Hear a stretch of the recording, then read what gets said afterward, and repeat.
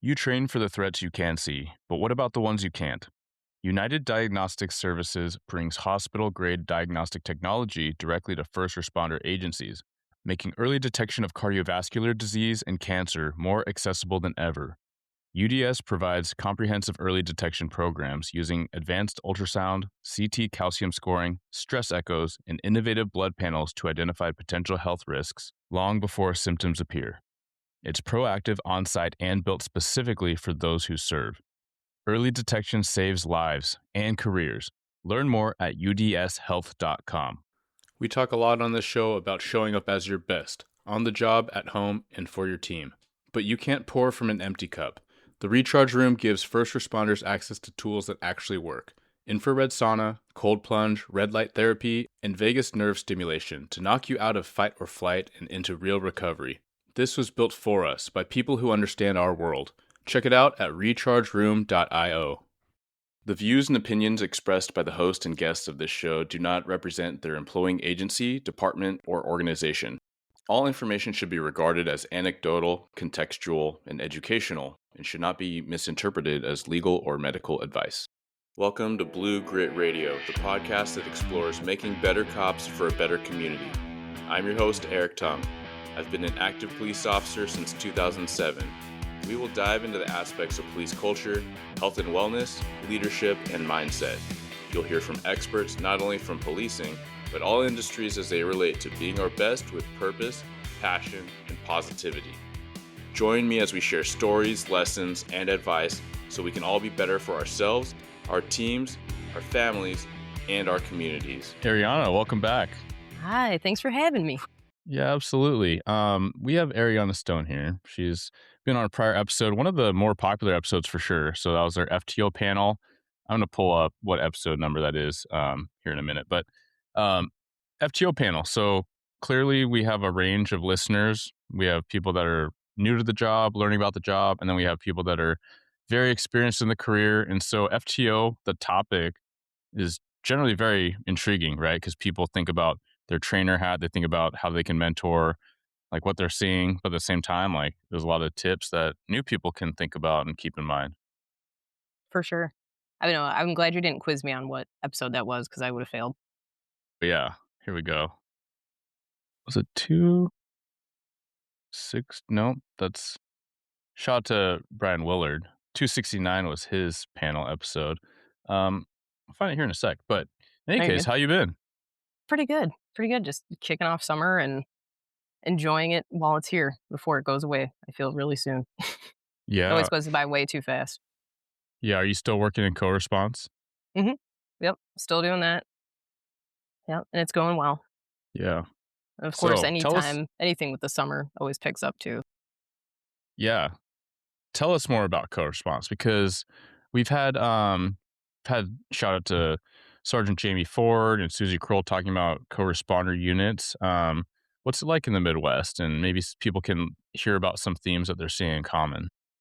Yeah, so our unit is actually the crisis intervention unit, and usually it's just easier to say the mental health unit. But so essentially, there's 4 officers or 4 investigators in the unit, and then we have 5 social workers.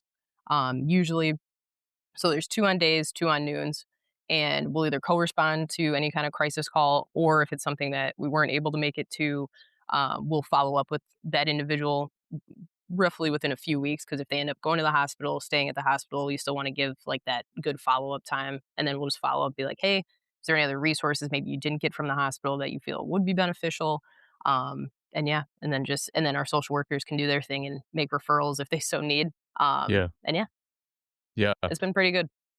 It's awesome to see that take traction and grow in a lot of different kind of varieties. You see different styles to play on this idea, but I think that's one of the biggest frustrating points for those in patrol. They feel like they're going to the same type of person or people in the same type of response, and their tools are super limited. And then at the same time, they can't get the resources specifically in a timely manner. So it just feels like that revolving door that can very much contribute to burnout. I signed up to do this thing. And so it is great to see like a team and a resource kind of complement that with efficacy. Have you seen it grow a lot in maybe buy-in and credibility for other units and generic patrol, because I think as much as we recognize the power of new ideas like this, um, I think our short-sightedness sometimes as a culture thinks, man, like we're taking people off the street to do that. At the same time, they didn't want to do that thing anyway. Right. And I mean, and that's the thing. Majority of the time, unless it's something that is still something that patrol can handle, and again, they can handle obviously anything. Before Hmm. this unit came along, Yeah. we were the ones that had to do it anyway, and then if you get crisis intervention team certified and you kind of go through that 40-week class and having that background and de-escalating and maybe taking a different approach on how to talk to people. But honestly, that's our job anyways, like just learning how to talk to people. I'm sure, you can probably think of some people off the top of your head that you're like, if I was in a crisis, and they had as much training as they did in crisis intervention, probably wouldn't want to be the person that's there, right? Yeah. Um, but no, I think it's been beneficial because as much as we can, we'll try to go and kind of take a load off of patrol. But for the most part, too, it's also just a learning experience because there's been things too where patrols looked at us and they're like, "Oh, like I didn't think of doing something that way or having the conversation go that way." And we're not ones to necessarily go in and like just go take over a crisis call either. Like if someone's already got good rapport and they already know what they're doing, I'm like, there's no reason for me to intervene. Or if Yeah. they want to speak to a social worker, like we'll show up and something like that. Because that still happens too, where they're like, I don't want to talk to the police. I'd rather talk to someone that actually shouldn't say actually, but has more of a mental health background. Um, and then we'll bring the social workers along and see what they can do.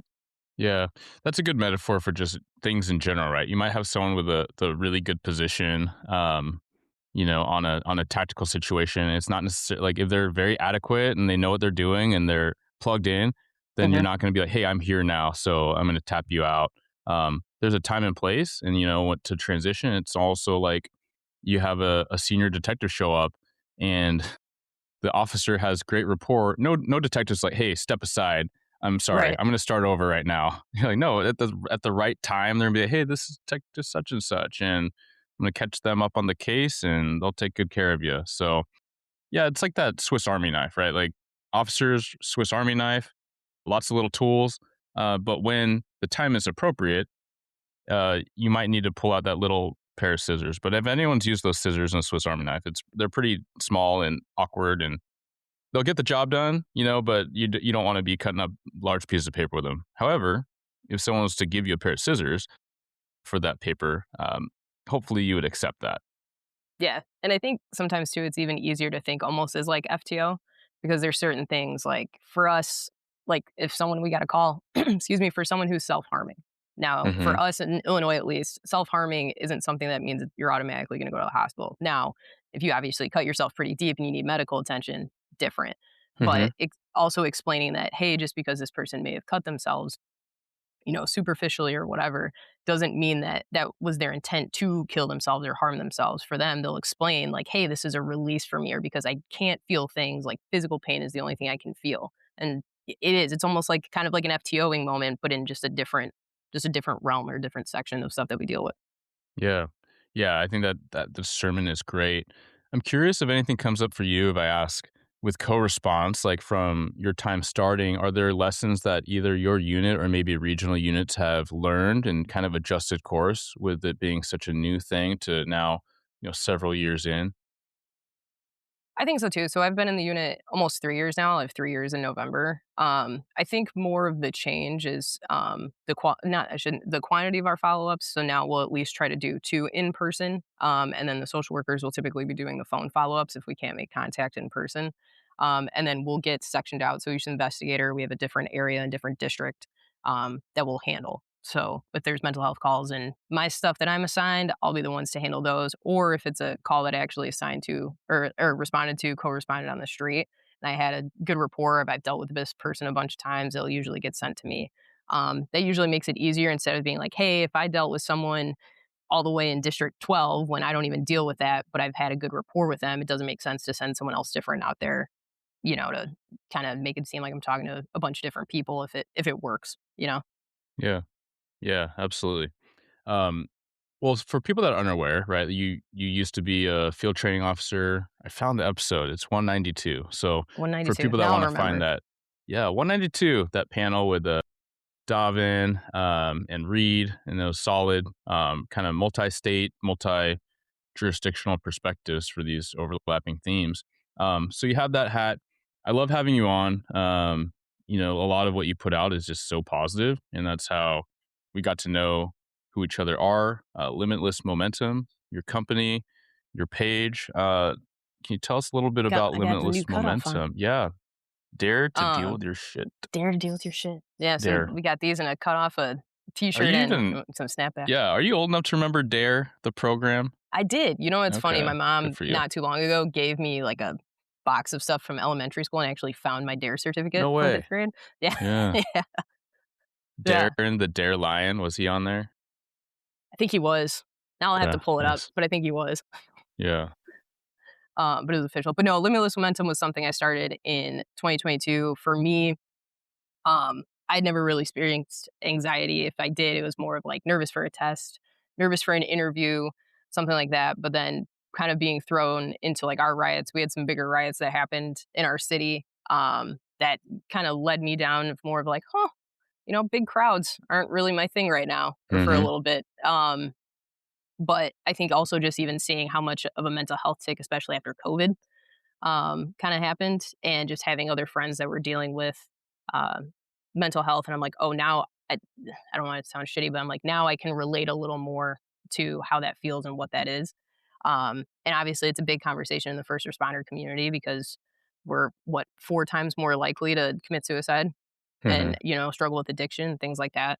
But Limitless Momentum, even though I don't want to say introduction to mental health really, or like anxiety was my career, but it's something obviously that we see day in and day out, even on the streets.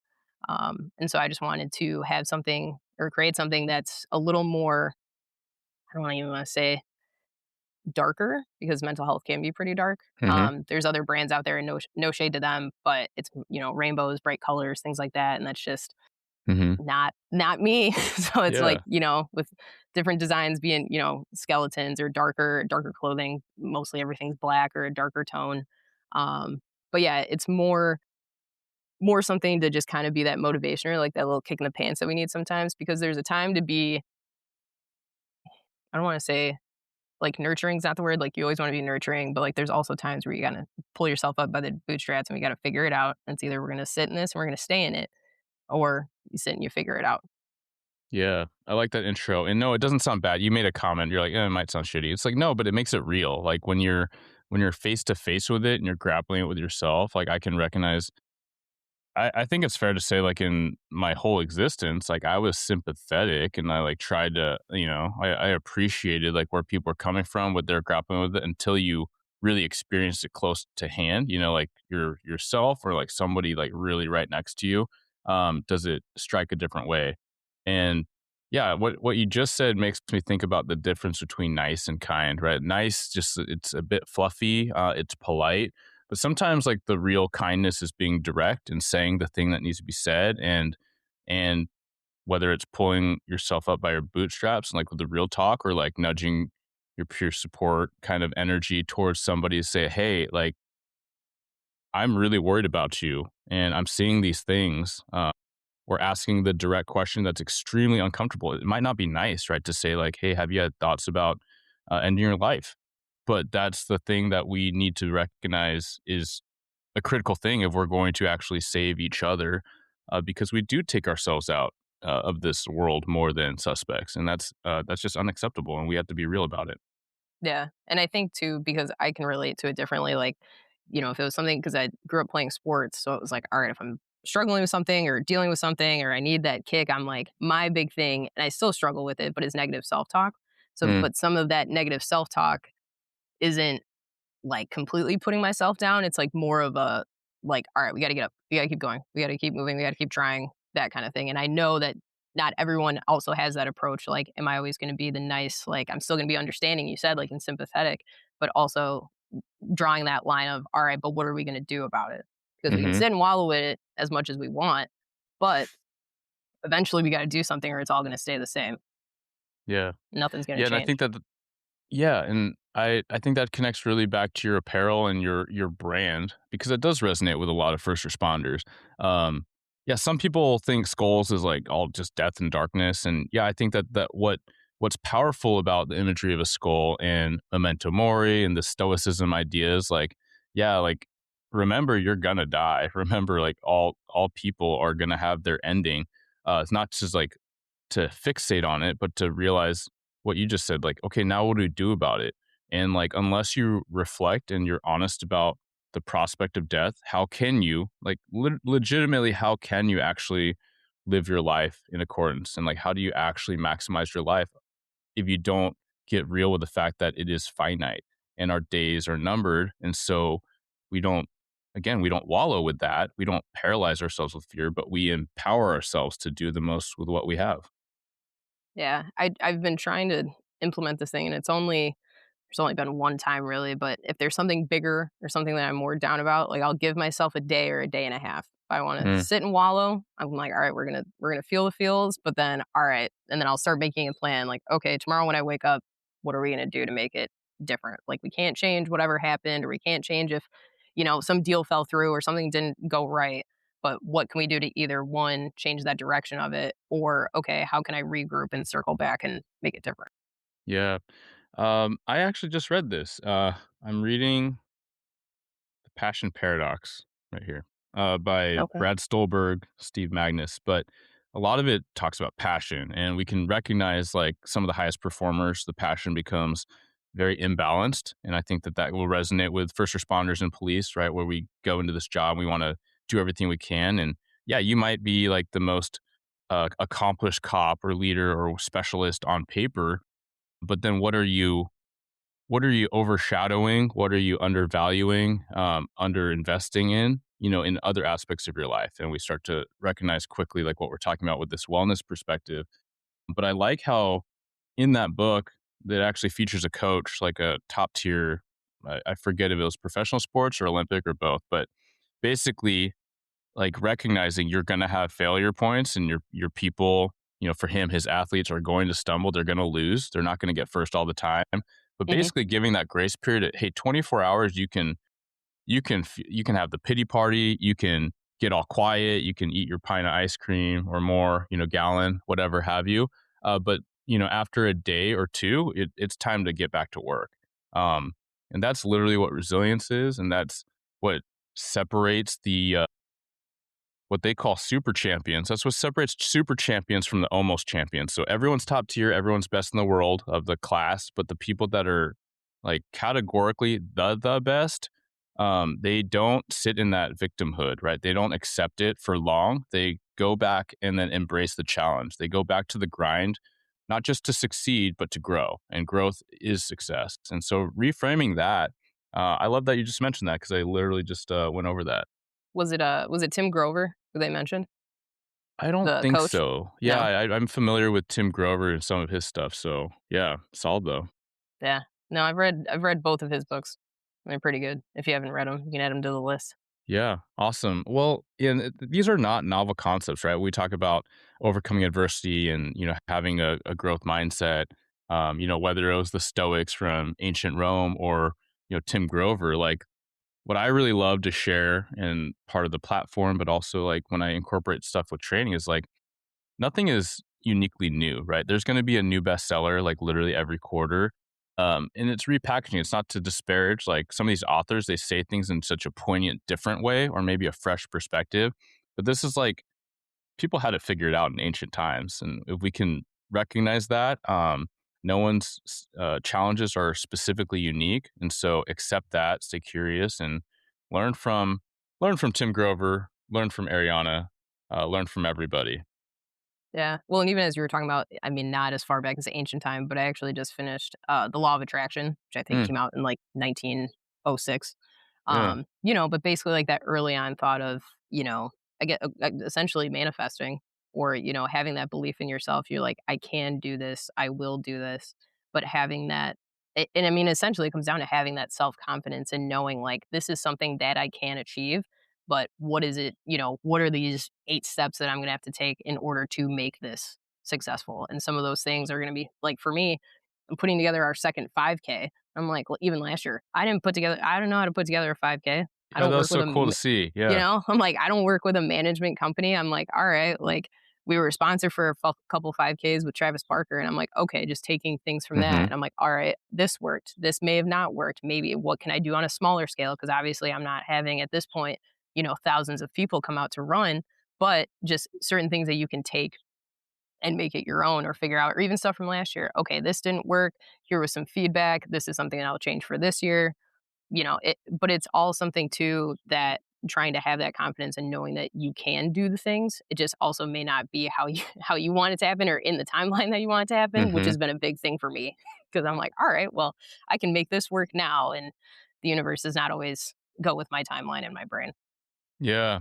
Yeah. I think things do happen when they need to, ought to. At the same time, like, it doesn't mean that we just release control. And, I kind of hear that, like, shout out to you for planning that, because when I saw you're doing it, I was like, man, even from my scope of facilitating events, or like doing a couple small, like hosting like a regional training and finding a venue and all these things, I'm like, Mhm. this, I can get it done. And it was my own passion project at times. I was like, but this is not my superpower, right? Like, there were Right. a lot of things that kind of, I was like, oh yeah, we should do that too. And, luckily I had, people in my circles that were like, hey, have you thought about this? I'm like, it had not occurred to me. And now it sounds way too obvious, right? And so, just to say that it requires so much and to do such a cool thing, like, and then I'm already starting to think of, as many first responders might think about, like the logistics of a 5K and something with a route, and how do you coordinate that? How do you get traffic involved? How do you have, like, medical aid stationed and Right. all that in case Right. people pass out? It gets really complicated really fast. It does. Well, and this year we're moving it, so we're actually moving it, into the city that I work for, so it was a little Mm, easier for me, so I had a little bit of a yeah. background. But yeah, I mean, last year we did it in a park, which the park is huge, but 2 laps around equal to 5K, so I was like, "Easy. I don't have to Yeah. go out and walk Mhm. it, mark it, here's your start and finish." And kind of the same for this one, but now it's like, okay, there's a little promenade. We can have more vendors. We can Hmm. probably have a food vendor that's there, having some kind of electrolyte drinks or pre-workouts. Yeah, same thing. Having porta potties available, having having to pay the police department to be on standby and traffic control and things like that. Yeah, it's stuff that you didn't think of until I had to submit an application and all these things were check marked. So Mhm. Yeah, but I love it. Even in that example, the growth, right, from rep 1 to rep 2, to say like, "Hey, I can, this is a little bit more complicated, but I can get more vendors in. You can get more, more reach, and, mix it up." And you gotta start somewhere. It's not that you start from nothing, but it's just recognizing that, yeah, this was self-contained and it was quote unquote easier. Um, But I feel like so many times, and it's not my unique perspective, but so many times we have something we wanna do, but we're just so paralyzed with the what ifs, and is it good enough? Is it big enough? Kinda going back to that self-doubt you talked about, which I think it's very empowering, and I wish I heard this and recognized this more as a young man, teenager on, right? That a lot of people that do some really awesome things and accomplish a lot, like, they do have that self-doubt, and they don't wallow in it, right? They recognize it, it's humbling, but then they realize that they gotta start just doing the little baby steps, one foot in front of the other, and I think that that's just as powerful today, when embarking on a new challenge and something that feels like the total unknown. And now this seems even more risky and more scary. It's like, well, your life is comprised of doing a lot of risky, scary things. It might not seem like it now, but if you take yourself back to those moments, and you basically just build those reps, and it's just the same.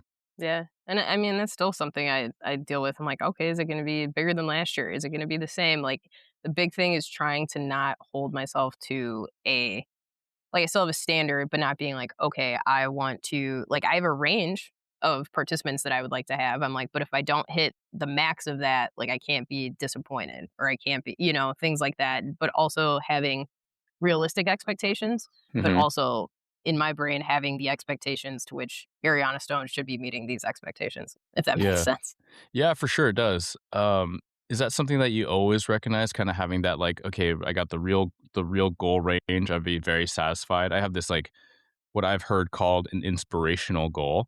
But then at the same time, if you don't hit it, you're not a failure. Have you always kind of baked that in? No, no, I still no, I've always felt if I'm like, if I don't hit X, I'm like, this whole thing was a wash. So like if even last year, like a couple things were offered that I didn't think of, and I'm like, well, how did I not think of that? And then trying not to, dwell on it or just ruminate about it. No, I still deal with that. Or that was even like I said earlier in sports growing up. Like I Hmm. messed up one play, and I'm like, well, we just lost the game, and I'm like, I just overthrew to first. It's fine. Like we're still up 4-0. Certain Mm, things like that. Like trying to. But I think for me, at least that I've realized that because I feel like a failure in whatever that might be ties to an embarrassment because I see it as something huge to me. Whereas the person who was like, hey, just next time can you just have like an extra water station? And me, I'm like, oh, these people are dehydrated and they're not going to want to run but mhm. obviously not that far down the rabbit hole, but just something where I'm like, oh, like, how did I, like you said, the obvious things, how did I not think of having an extra water table set up, you know? Yeah. Yeah, it's like the catastrophizing, right? And then Hmm. like the self-blame, and then it turns into like, "Man, I really messed up." Um, I think, even with that example, I think a lot of people would connect with the fact that, yes, you can recognize different goals, but again, partly nudge from this book I'm looking at, if we focus entirely on external metrics and validation, then we're setting ourselves up poorly. And I think that that goes like hand in hand with this career choice, right? Like if you signed up like so many people did, generally younger, but let's just say like at the start of your career, even if you're 30 or 40 getting started, like you come in with this desire and this passion to change the world, to make the community better. And maybe it's not as lofty as like changing the world, but truly we do like have these lofty goals of like our impact. And that's really awesome. At the same time, 5, 10, 15 years down the line, you're like, man, if I pick the four most violent, like just like poor condition intersections, Hmm. convenience store, whatever, in my jurisdiction, how have those changed? And they're probably the same four, and they probably haven't changed like a whole lot. And then you're like, man, is anything I'm doing of value? Like, does this matter? Like, and then if we're honest with ourselves, we have to zoom out and zoom in and do a mix of that to say, yes, it does, because I've affected a lot of people in those intersections in good ways, right? I've gone to a lot of reports. I've exercised patience, and a lot of times I've used, just de-escalation. I've help someone that was manic like settle down and get them the help they needed many, many times. And so it has to be, recognizing, I suppose, like the little bits and the growth. Because if you looked at your 5K and you're like, okay, I need to raise more money, and I need to have more participants, and I need to have more vendors, and then quickly these quote unquote realistic goals can become, I suppose, like arbiters of whether you had a successful event or not. But realistically, if you did any one of those things, or you had just a smattering of people that were able to raise some money and have a good time and improve their fitness and bring some smiles on some faces, like, is that not a good thing? Was that not enough? No, it is. And you're right. I mean, they're all like my personal goals that not saying they don't mean anything to anybody else, but no one else is thinking about those things because I'm on the back end coordinating everything. I'm going to see those smaller details that people, like you said, are just there to have a good time and get a run in and be with their friends and, you know. Yeah. Yeah. And I offer all that because I'm the same way, where I want to do better in X, Y, Z, ABC, 1, 2, 3, right? But I think that what I'm trying to recognize is it's sometimes not that tangible. And the I suppose like the inclination is to always go bigger and bigger and more, and that we're kind of pre-wired for that, the chase and the dopamine. But taking pause and seeing like, what is the thing I'm doing? And yes, have those goals, but don't allow them to be so tied to whether you had a success or not. And that's not just the race, right? That's just people listening in for whatever their thing is, whether it's promoting, whether it's, clearing that case.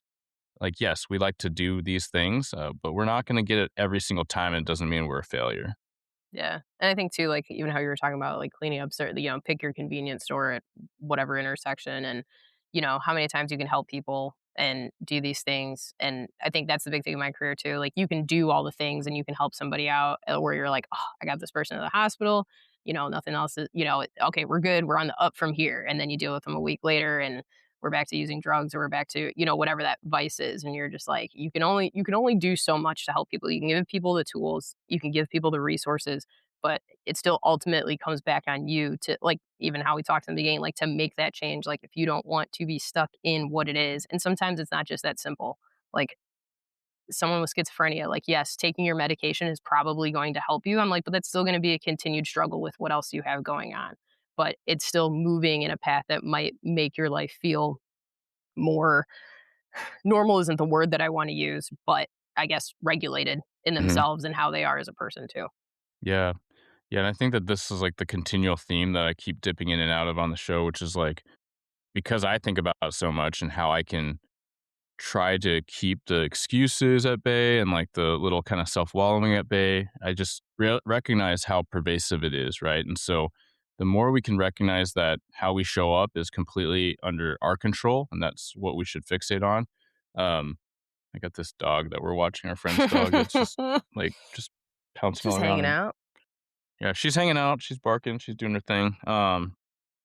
Yeah, you can kinda see her. Oh, here. Yeah, you can Yep. see her. Ah, But in any case, man, she's gonna get tangled up now. Um, yeah, even in the example of, how you show up for someone that's, going through a crisis episode, you you can't make them accept help. You can't make them take their meds. But what you can do is stay patient. What you can do is, make the offerings. I think as cheesy as simple as it sounds, sometimes I'm better than others, but especially because I'm not in the field and on the street. Sometimes my goal is like just do something good, like do something to help somebody. And a lot of times that is my people that I work with in the department. I'm like, I had a really good conversation with that sergeant. I feel pretty good about that, right? And then other times, like, it's driving around and seeing a loose dog and helping somebody catch their dog. Like, that was a while ago, but that day I remember feeling really good because that's a stressful thing, and their dog didn't get hit by a car, mhm. and I was able to scoop up their dog with them and give them a ride home, so it didn't happen right after that. So it's like the really simple things I think we lose sight of, when we've been in the grind for a while. Yeah, or just and like you said, like, so I also do so every night I'll do like I just have like a little like steno notepad and I'll go Mm, through my day and I'll like it's on my nightstand so I don't forget. But I just call it my good things journal. And it doesn't have to be I know some people do like a gratitude journal and they're like, oh, write down three things, that you're grateful for. I'm like, all right, this at least allows me to reflect on my day. So yeah, sometimes there's two, sometimes there's six. Like you said, like I coincidentally had a call for service with someone that I had grown up with. Like everything was fine. mm, mhm, But her mom actually taught me piano growing up. And wow, seeing her and I was like, I'm like, it was a very wholesome moment. And I haven't seen her really talk to her in years. And, we stayed and chatted for a while. But yeah, I mean, that was one thing that I was like, you never know what's gonna happen. But having that wholesome conversation with somebody that you've known since for the last 25 years and being able to reflect on that and be like that that made me feel good today or and that interaction was also good for her to see someone from 7 years old now to their early 30s and doing life and being an adult.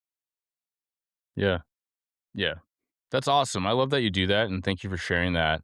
It's the simple things, right? It doesn't have to be religiously every day, but the more that people can focus on gratitude or reflect or even write something like one awesome thing that happened today or one good thing that you contributed toward.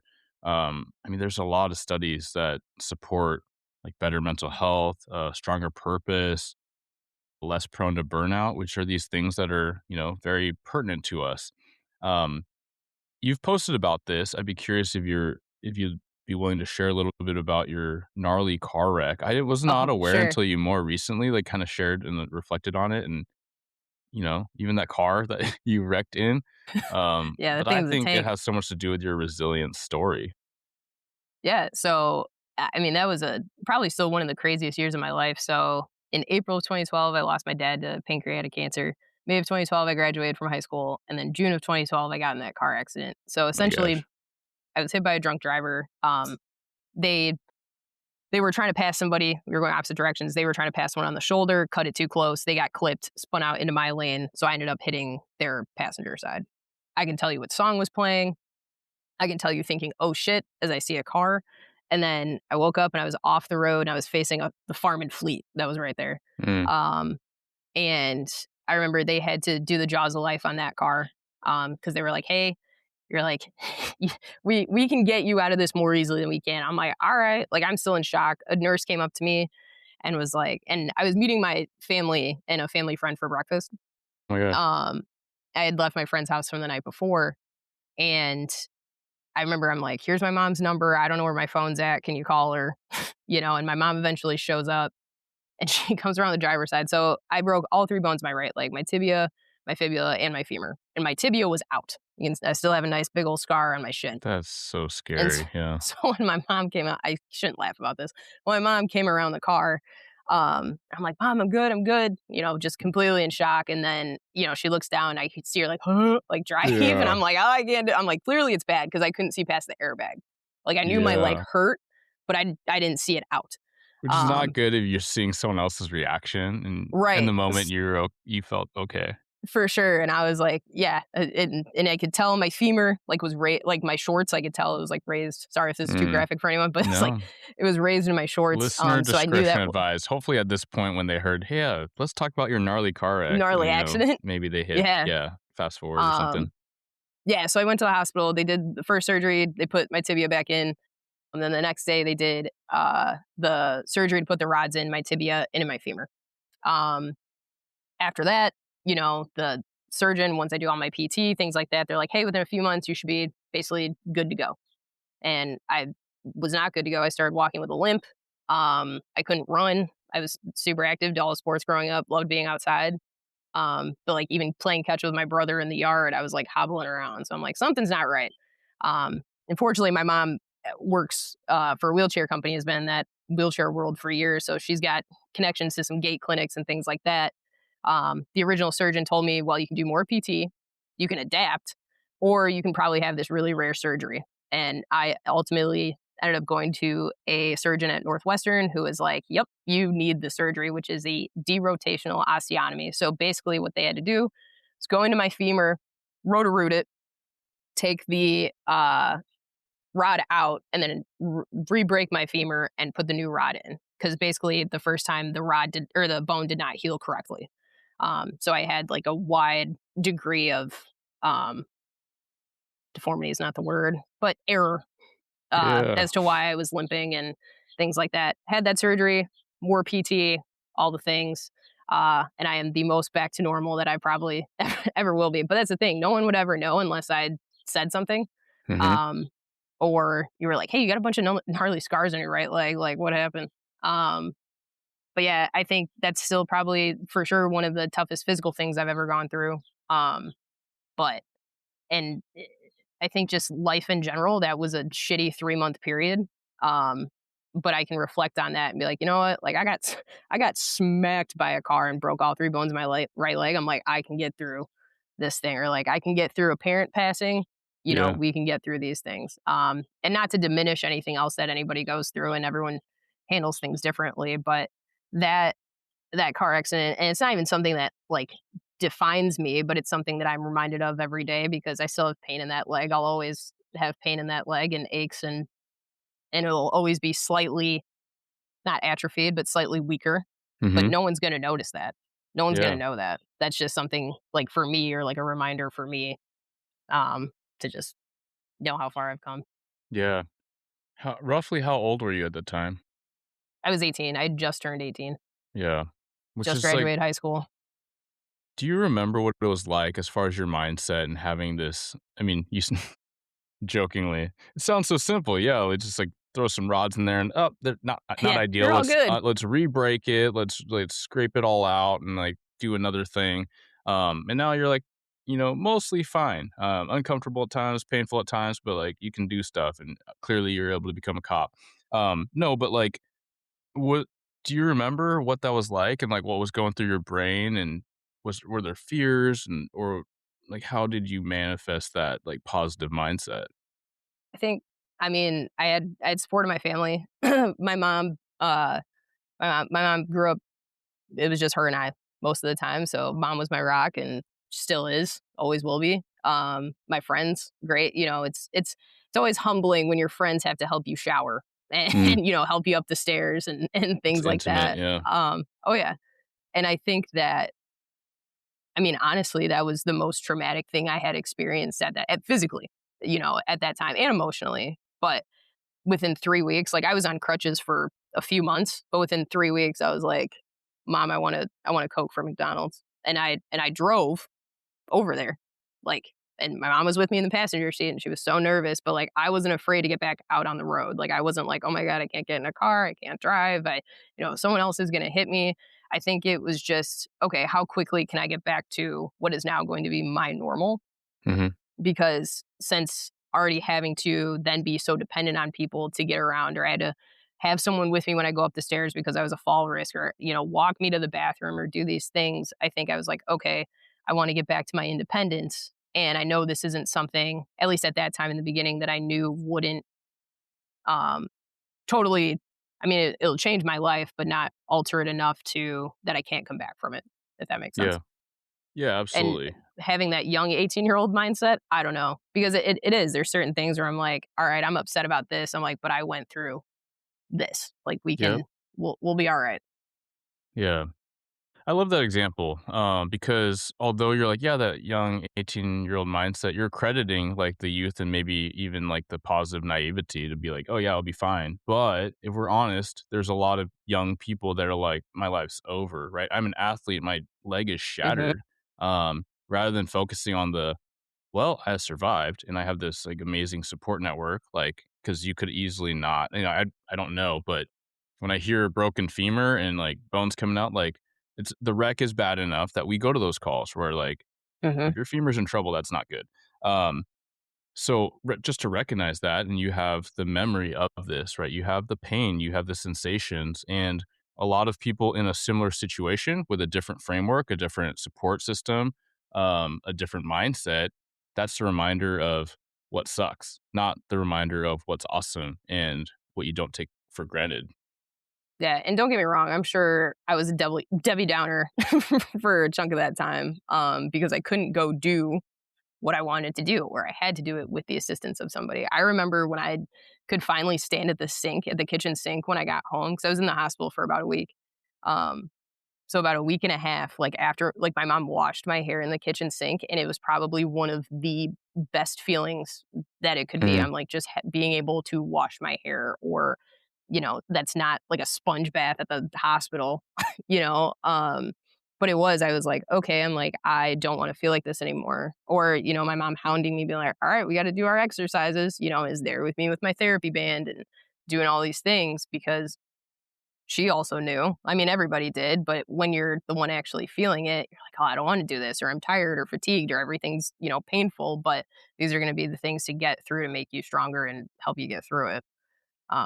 And I guess I don't talk about this to, like, minimize the accident. I think because it was, 14 years ago, and I'm like, "All right," like, after that, essentially 2 years when I could say I was, like, fully healed, after surgeries and things like that, that I'm like, all right, we're back to normal life. Now I can be the police. Now I can go play softball again. Now I can go hiking and do all these things. Yeah, I'm just super grateful that, I mean, shout out to that car, that 93 Mercedes. That thing was a tank.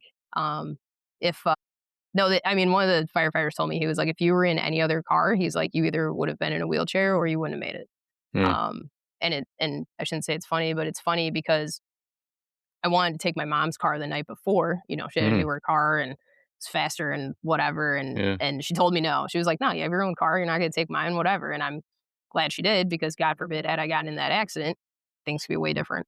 yeah, yeah, and even that, like, just the I think funny is a totally appropriate word, right? It's just I like know, I the keep talking goofiness over and myself, thinking that it's not, that's just my yeah. sense of humor. But You got that's to the make thing, light of yeah, it. it's But like it's both, like, there's this duality where it's all things because somebody else, someone else in that same scenario would be like, "Oh my gosh, I survived only because of this car." That's gonna be super paralyzing of being like watching every step and then not undertaking a categorically risky job. There's just a lot of people that react that way.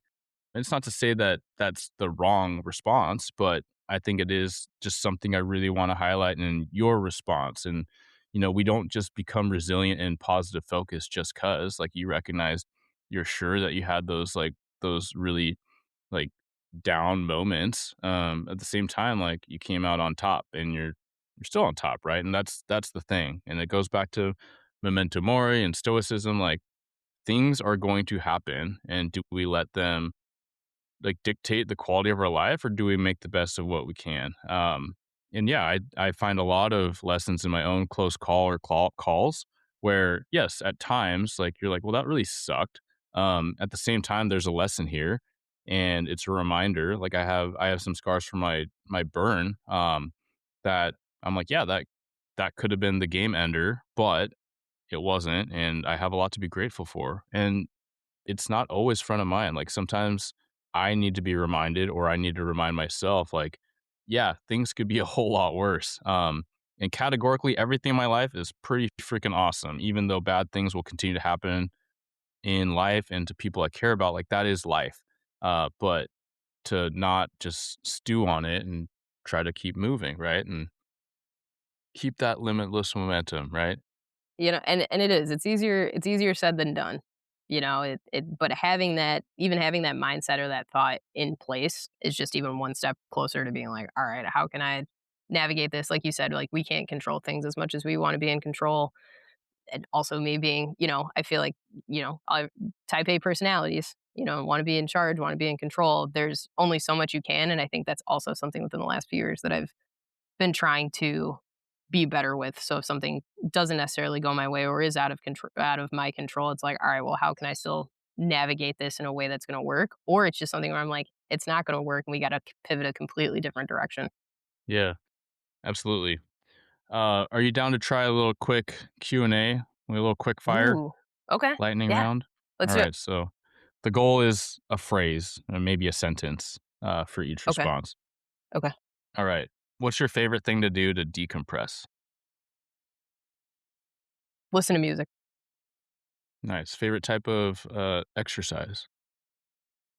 Weightlifting. Nice. What lift? When I was powerlifting, I loved deadlifting. My Yeah. back does not love me for it so Yeah. much. But that was my strongest lift was my deadlift. Nice. Me too. Yeah. I Yeah. I sold when we moved. I sold half my weights as a guardrail, as I call them. Right. We have to know our Yep. limitations, and my ego has to be limited at times, as we all should. Yes. Um, what type of music? You said that earlier. I listen to everything. I'm an early mid 2000s emo kid at heart though. Pop punk will always be my heart, but like this morning I was listening to Blame It on the Boogie by the Jacksons, but then I'll turn on Newfound Glory or Deftones or, my mom grew up playing Cheap Trick and the Eagles, Dixie Mm, Chicks. I mean, yeah. it's if it sounds good, I'll listen to it. The only one I'm not really into is EDM, a bunch of random noises without Sure. words doesn't do much for me, You but just offended somebody's out there, I'm but I'm sure I did. I'm sure the whole rave community, I apologize. Newfound Glory, very nostalgic. What was the song playing during your wreck?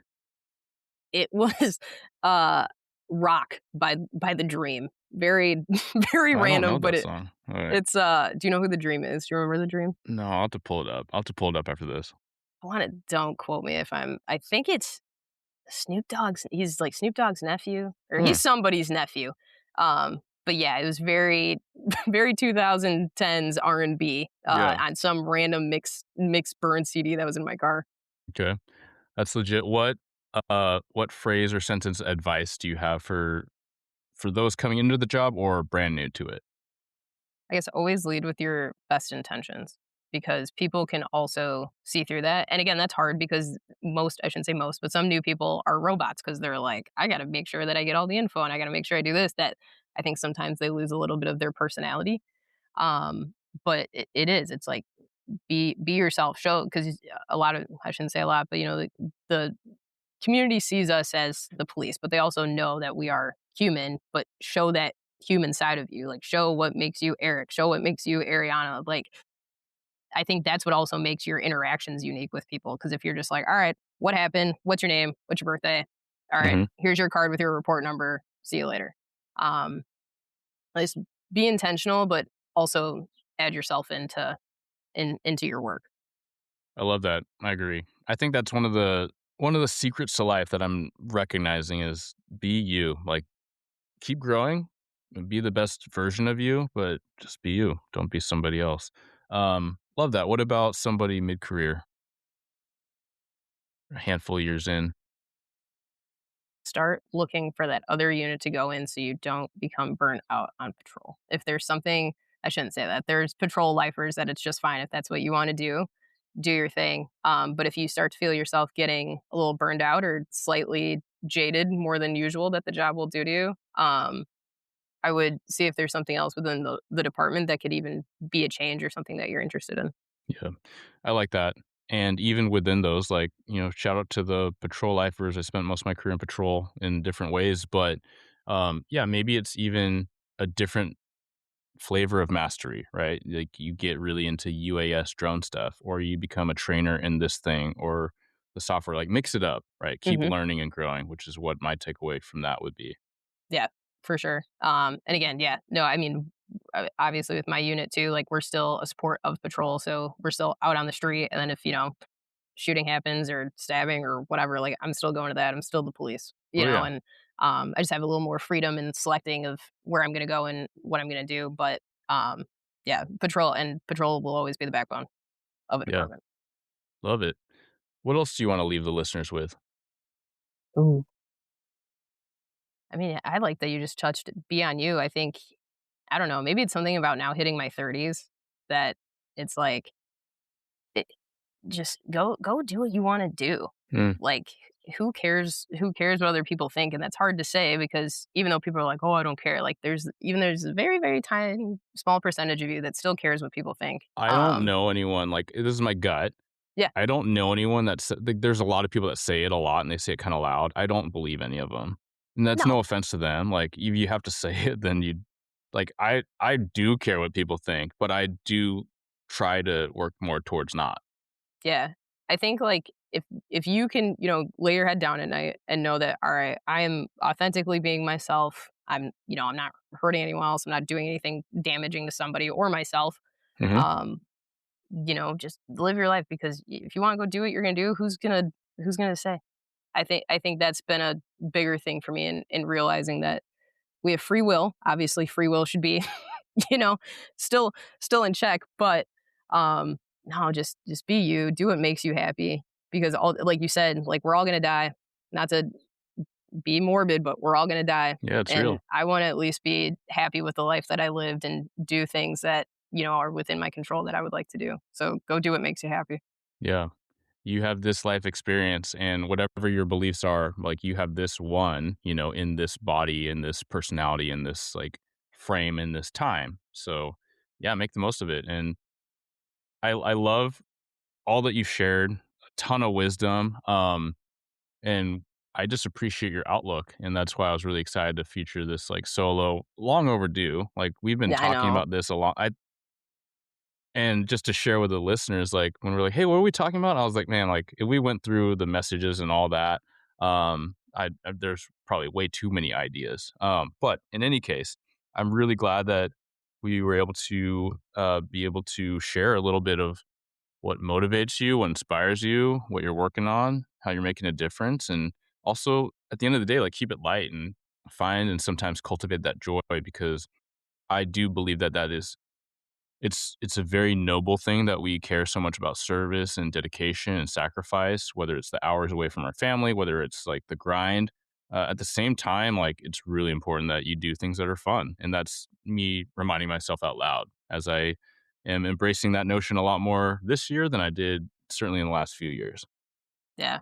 And I think sometimes too it takes not even certain things happening, but I think just realizing like, okay, like this is my career, but this is still a job. And I do have a family, I do have friends, I do have things that I want to do and I want to travel and do these things, which are all that I'm capable of doing. Do I have to now spend more time at my job to maybe make a little more overtime to pay for said trip? Maybe. But there's give and take everywhere, but you can make it work. Everything's figure outable, Yeah, as I've been told a lot lately. I love it. It's absolutely true. All right, Ariana, where can people find you, find your page, find your merch? Yeah. So for the website, it's www.limitlessmomentum.us. Instagram and Facebook, same thing, limitlessmomentum.us.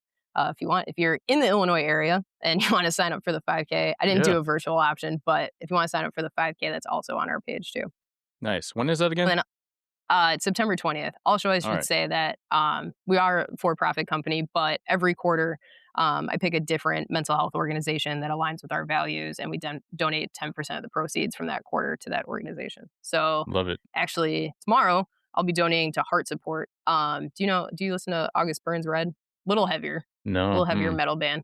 But their lead singer created a same thing nonprofit mental health for people more in the scene and like focused on music and kind of the concerts like being as like a healing experience, stuff like Yeah. that. So Sweet. Well, I'm gonna have to go back through, or if you remember off the cuff, send me each of the artists I was unfamiliar with that you mentioned in the course of this 54 minutes. who? So I Okay, gotta, so the I gotta dive dream. in. Okay, the dream. Okay, so the dream. What did I say? Newfound Glory. Well, I'm familiar. Well, no, I was Yeah. thinking of who else I You said. The also said, Eagles. You don't know yeah, the I know the Eagles? Eagles. Oh, okay. I know Cheap Trick. the Chicks. It's Cheap Trick. Yep. But yeah, I forget they're the Chicks now. Cheap Dixie Tricks. I Chicks. want you to want me, right? Mm-hmm. It's their one-ish hit wonder. One Inch Hit Wonder, yeah, and Surrender is their other one. I feel like is their claim to fame. Hmm. Okay. And then Who else did I say? lastly, who did you The just Jacksons, the like Jacks? That's right.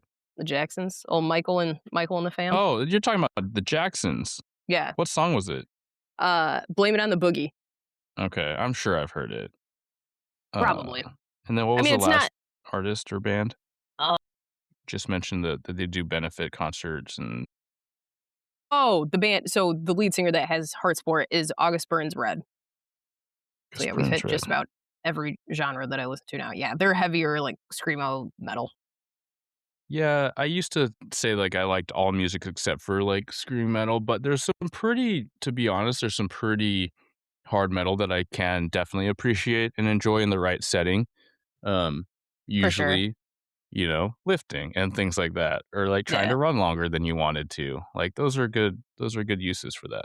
Yeah. No, like Cannibal Corpse where it's just guttural Uggs throughout the whole It's thing. almost just too Nothing that much. heavy. More Yeah. more new metal, I I should will say. say, like, although a lot of metal fans would probably like say that I'm not into metal from this comment, but I really do appreciate Avenged Sevenfold. But with like the older stuff that was so I just didn't get anything from it. Are you familiar with Hmm. the lead singer story? If I'm remembering this correctly, but he basically screamed his voice, like he screamed so much his voice was just shot. He couldn't keep screaming. So then he sings now with this really raspy, unique voice. I think it's one of a kind. But as far as like being like a choir nerd, I'm very intrigued by his voice. He has really good intonation and pitch. It's a really good voice. It's just very like kind of gnarly and raspy Like and gritty. yeah, Yeah. exactly. So Yeah. No, I like Avenged Sevenfold. Yeah. I was gonna say I feel like I listened to I don't want to say they were more popular when I was, younger, but I feel like they were more on the radio and more yeah, like, on MTV and they watching the became music a bit videos. more, yeah. I mean, they got mainstream-ish, right? And I think that Hmm. there's a lot of people that are mainstream that would never enjoy them, but very tight guitar harmonies and riffs. And so, yeah, definitely appreciate that. Okay. So is that well now I have a question for you. So is that like your one I guess I should say like artist, like I guess singer wise, like artist Oh, that, Chris you know, Cornell, like my okay. favorite male vocalist. Never got to see him in person, so that would have been really cool. But I think again, because his his his vocal quality is like top notch, but such a unique quality to his voice. Like hardly anyone can imitate it. I've heard it imitated kind of in the style of, but Hmm. definitely pioneer. Soundgarden, Audio Yeah. Slave. Um, yeah, huge appreciation for that. No, that's a good one. I didn't know what I thought you were gonna say, but that was a good one. Yeah, yeah, I would have been curious. But yeah, that's a little bit of music nerding out to wrap the show. The next one we'll have to do it. We'll have to do a whole music episode next time. We should. I think there's a lot of people that'll listen in. Maybe Hell even yeah. like prior guests. I'd be like, I want to be on that episode. So, Oh yeah. Ariana, thanks so much for joining us. Thank you for having me. I All appreciate right, you. until next time. Till next time. Thank you for tuning into another episode of Blue Grit Radio. As always, support this community by subscribing, giving us a 5-star review, and following, liking, and sharing posts on Blue Grit Wellness on Instagram. You can reach me there or email me at bluegritwellness@gmail.com. Be well and stay gritty.